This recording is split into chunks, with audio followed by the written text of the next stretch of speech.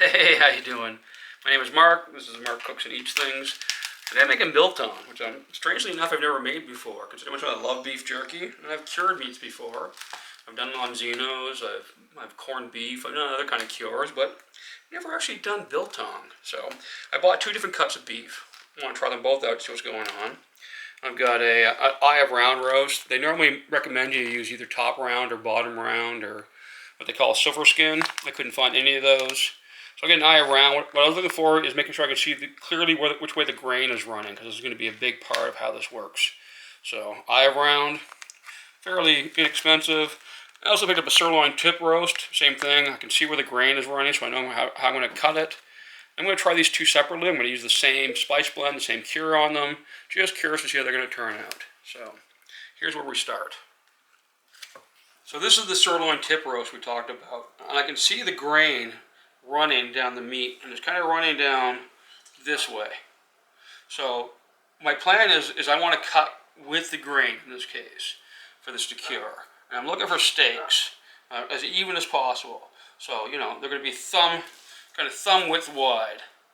You know, so that I'm going to use that as my guide to kind of cut my steaks. So I'm just going to put a little cutting guide in just to kind of get a sense of where these steaks are going to run, you know, in along that grain, and as close to the you know, the same thickness as possible. And I want this because when it dries, I want them all to dry evenly. I want them all to dry at about the same time.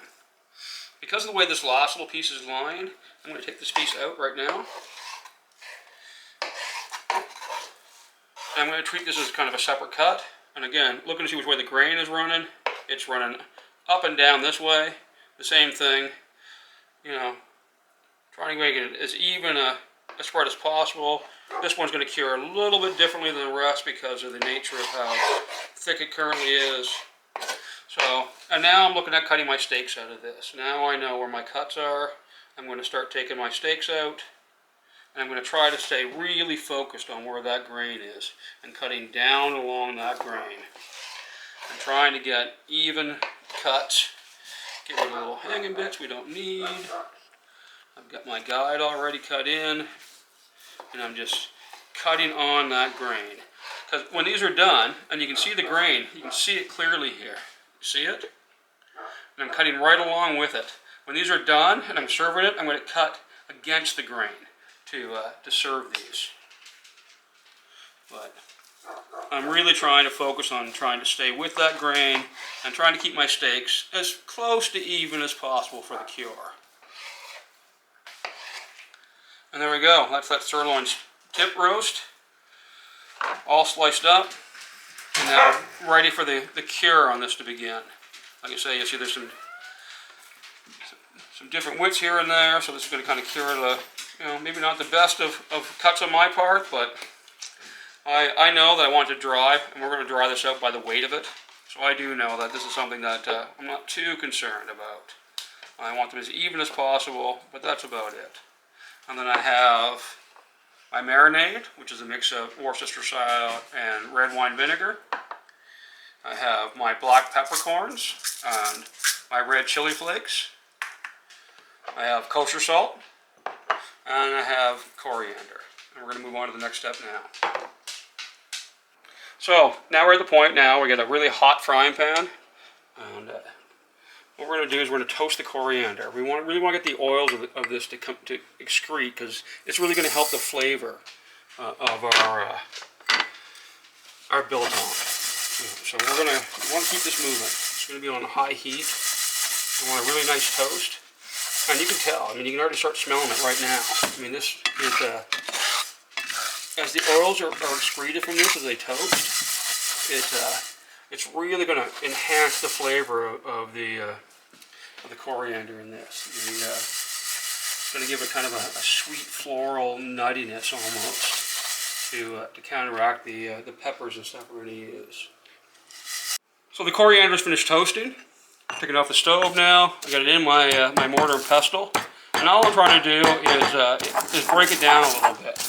I don't need it to be broken down all the way, The seed husks are fine. They're actually going to add to the texture and flavor in the last of the biltong. But as you can see, I've got it mostly broken down already.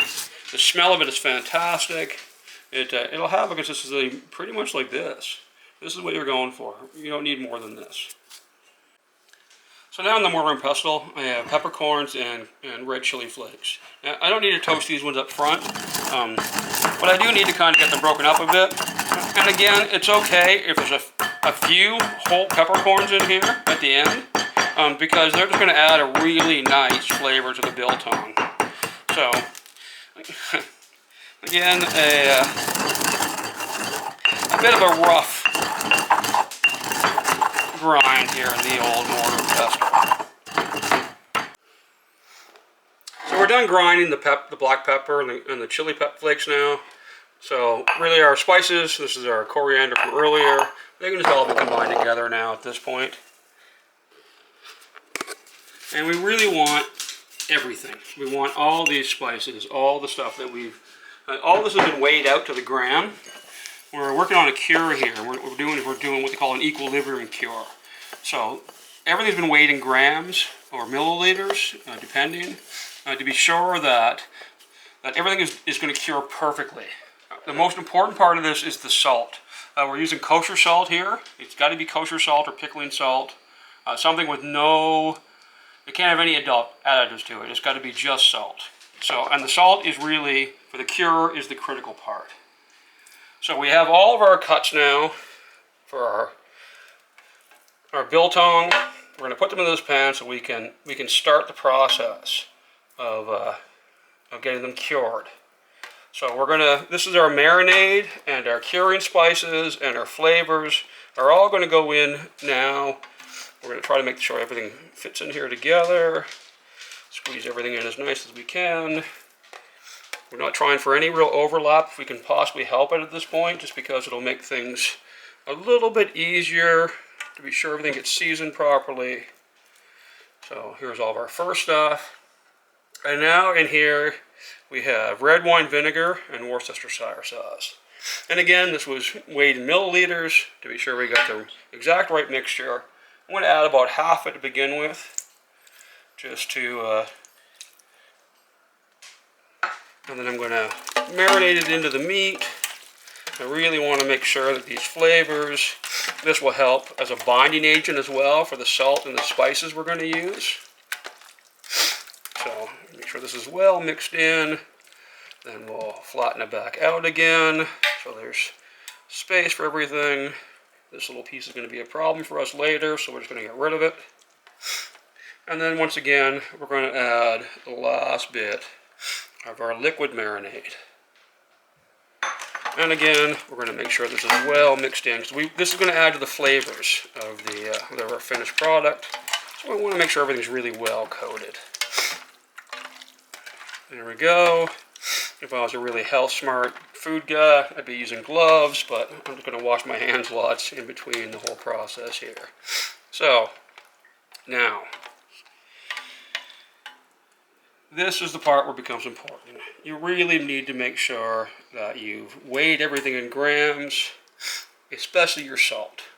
Your salt is your cure. This has got to be done properly. You want to make sure that you use every bit of the salt that you weighed out. Like, every bit of this is necessary. This will not work. You will not end up with a meat that is safe to eat if you decide that it looks too salty and you're not going to use all the salt. So, the salt on one side, about half of the salt mixture. Here's my spice blend. I'm going to use about half of this as well. Make sure everything's well covered.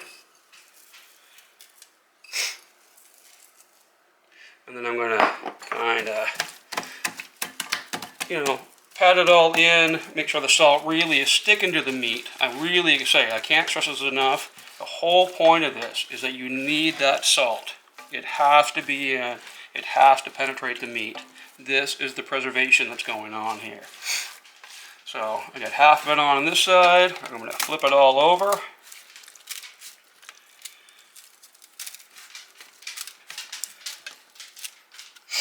Again, the rest of the salt, every bit of it. Like, you know, even the part that stuck to my hands, I'm going to make sure all that gets off my fingers. I want every last gram of this salt. And all the spice mixture, again, weighed in grams, because as this cures, it's going to suck out most of this stuff. And this is also, like, you want every bit of it. When we're done, we're even going to scrape out the bottom of the pan and make sure every drop of this flavoring goes in with, because you need every bit of it. It has to be in there. And again, we're going to massage all this in. We're going to make sure the meat's all completely well covered and well coated. And, you know, I'm going to actually use the meat itself to... And so there we go. This is the part we're at now. And now we're going to put this into a vacuum bag. You could put this into a Ziploc if you wanted to. And we're going to let this sit in the fridge, and probably in the crisper drawer, to be honest, because the humidity is better there, for about 3 to 5 days. I mean, well, 2 days is plenty. 3 days is fine. And at that point, it'll be finished curing. We're going to take it out at that point, and we're going to hang it on hooks and allow it to air dry until it reaches the desired weight, because that's the thing we're looking for here. Is it starts with a certain weight, and we know we want it to end at a certain, you know, at a finished weight. So tune in a second. Thank you. So all into a vacuum bag. I'm going to try to get this all in one layer if I can. I'm going to have to clean the bag itself when I'm done, but the goal is to try to keep this as much as I can. Though it doesn't really matter that much. It really honestly does not. Alrighty, so we've done them both up now. So we've got the top sirloin and the eye of round. They were done the exact same way, same spice blend, same everything. The only difference is the eye of round was lighter. So again, this is an equilibrium thing, so everything's done by the gram. The recipe I use is from Two Guys in a Cooler. You can look them up online, and you can find their website. And you literally just weigh your meat in grams and add it to the recipe, and it does all the calculations. So that's how I figured all this out. But an equalization for cure is the easiest possible cure to do at home. And this is like, you know, this is going to come out fantastic. And we're more looking at to see which cut of meat is the best cut, which gives us the nicest meat when it's finished. Personally speaking, I think it's going to be the eye around. Just by looking at the grain in this meat when we cut it. I just have a feeling that this is going to be the, which is good, because actually top sirloin was a little bit more expensive. So I'm hoping it ends up being the cheaper cut of meat. That is the nicer one. So into the fridge now for 2 or 3 days. Every day I'll get it out of the fridge. I'll give it a good massage. I'll flip it over, put it back in the fridge, and I'll do this for the next 3 days or so to let the cure take for both of them. And that's it. And then when it's done, we'll pull them out of here. We'll weigh each piece individually and record the weight of them. And we're gonna take these down until they're about 55% of their original weight. That's what we're kind of going for. We want them to lose that much moisture. So that's the goal once this part is done. Thanks.